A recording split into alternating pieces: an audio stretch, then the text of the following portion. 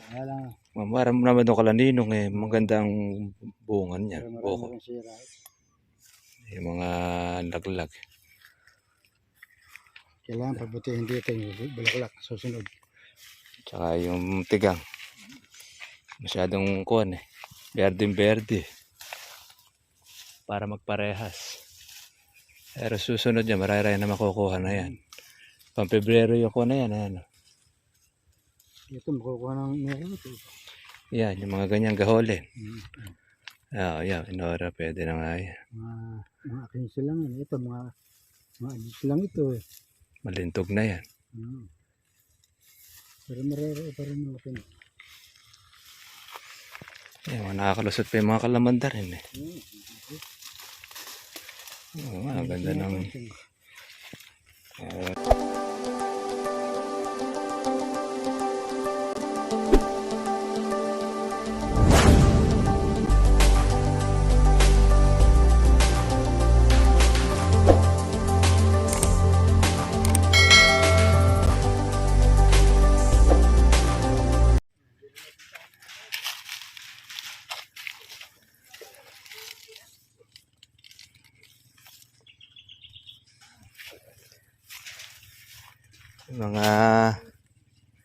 yung mga sira rin ibang mga buko. Ayan, mga ka-farmers, yung ating batang kalamansi.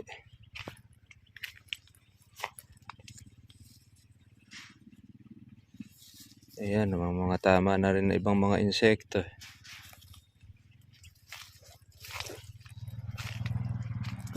Oh, kapagtanim naman ng mais. Katatalim lang.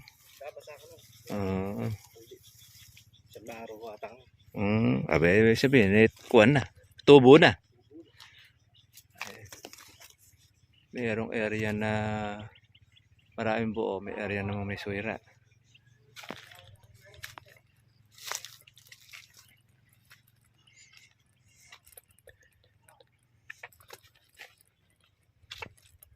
Ito yung ating batang kalamansi.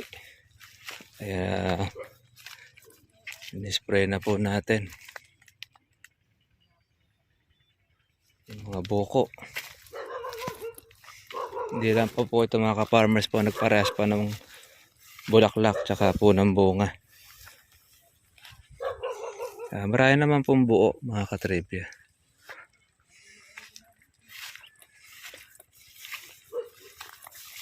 Yung mga na-spray. Pero wala pang marami pang bulaklak.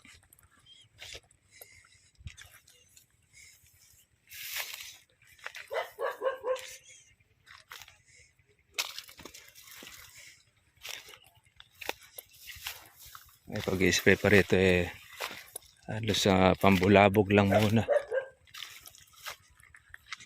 Meron tayong isang puno na medyo masama ang dating. Ito, nanilaw siya. Bunga po nung pagkababat sa tubig. Nung nakaraang tag-ulan. Meron tayong dito, malalapad po ang mga dahon ng kalamansi.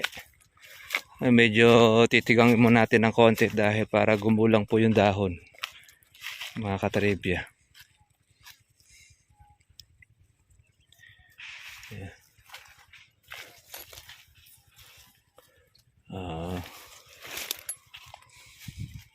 Marami-rami na ito. Dahil po mga buko na ito. Gakawa na. Kasaresa. Pang-Pebrero.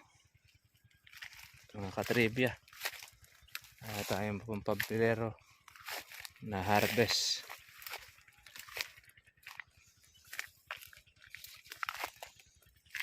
Hindi lang panay kasi ang bomba. Lahat na lang mga inabot.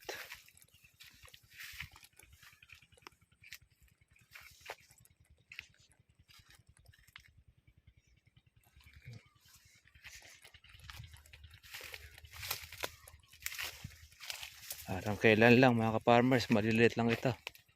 Pero ngayon, lalaki na itong ating batang kalamansi.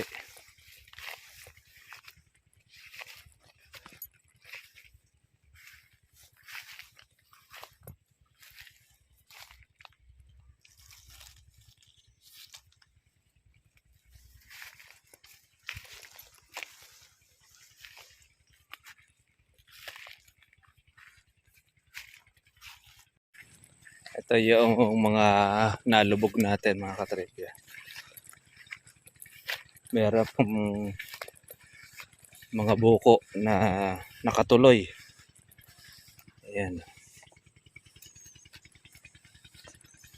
Nagsupang na po siya.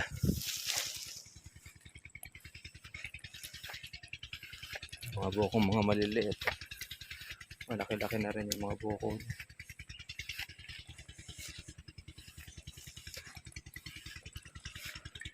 Spray na ulit. Ito. Dami yung nagtuloy. Buti na lang po mga ka-farmers eh. Hindi nalaglag po yung mga buko.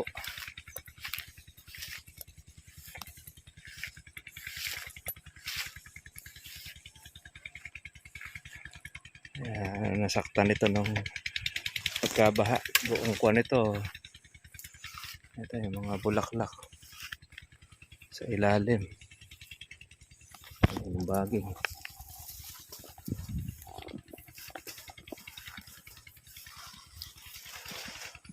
Ito yung abubok. Parang patola. Mapait ito. Patrito eh.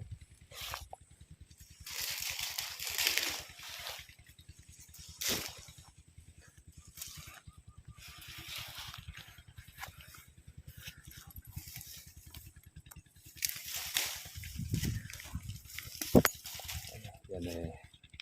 Pupuno-punuin.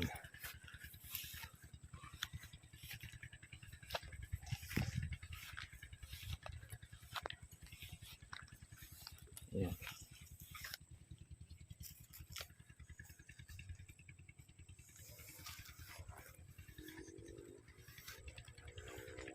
Marami-rami nito. By February. Nakukuha na po yan. Tapos magtatanim pa po tayo rito ng ibang mga namatay. Okay. Makakatribya. Ang daing bunga nito. Yan. Laki ng bunga. Nalubog na siya. Nagbunga pa uli. Tiba yung kalamansi. Basta ito lang po mabababad sa tubig na mga 1 linggo bubuhay.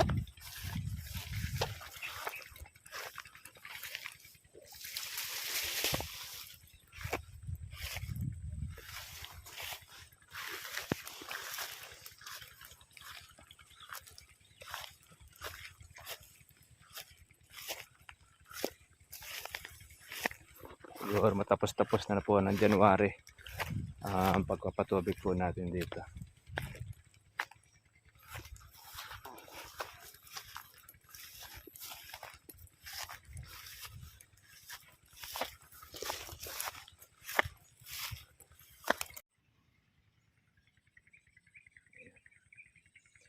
Yan yung mga bunga.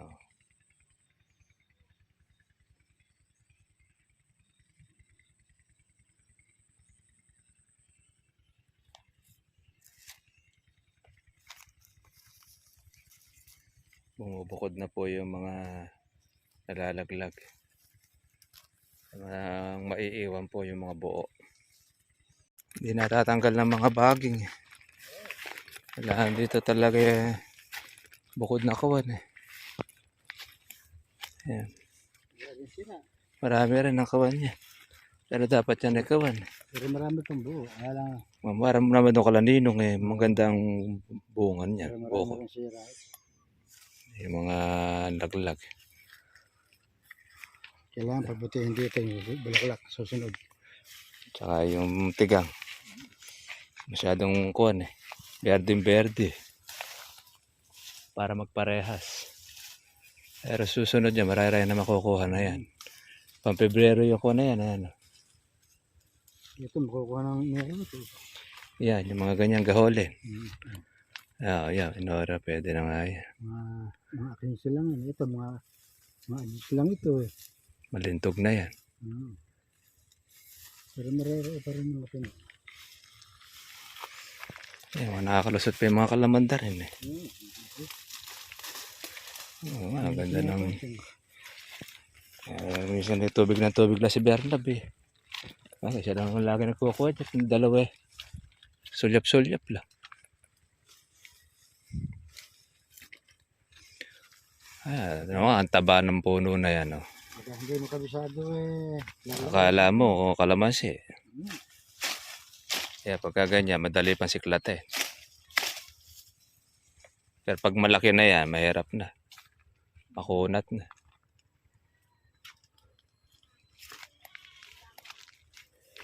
May area na maraming bunga, may area na wala. Na puno. Ang ganda naman yan eh. Marami-rami naman po yung buo. Lamang pa rin yung buo. Oo, kumpara mo doon sa may sira. Ito pa rin ang sira. Yung kalaninong eh. Halos sira yata lahat eh. 10% lang ating buo. Oo, yan. 1%. Ang kabilis ng pagkalaki nito. Wala pang dalawang Taon niya. Isa't kalahati. Atin mo nga, labong na niya. Kasi pag mga ganito mga pangkakan eh. Oo. Ayan. Yung masas na ito. Ayan, yung mga nagbubulaklak ng marami. Ayan, pang Pebrero na eh. Sisipag mamunga itong ganito. Kaya hindi siya makalaki dahil sa buong eh. O ka na Enero to. Yan, yung ganyang size. Hindi ka na mainip yan. Sa bagay, pag yan eh, natubigan. Ako. Pero nga rin pala yung size niya. Ito size niya itong mga... Pang Pebrero. Konti yung pang Pebrero. Siguro yung bulaklak na yan. Pang Marso na yan. Oo.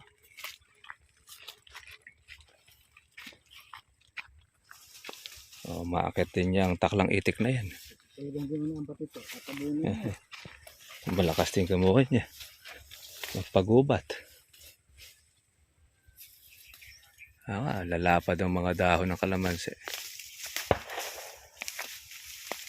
Parang 3 taon eh.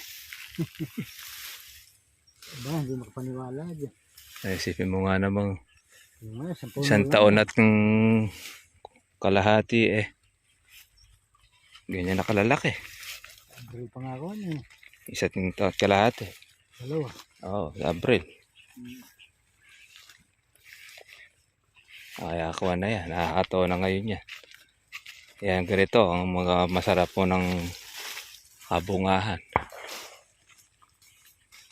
At magparehas lang ang bulaklak nito. Marami yan.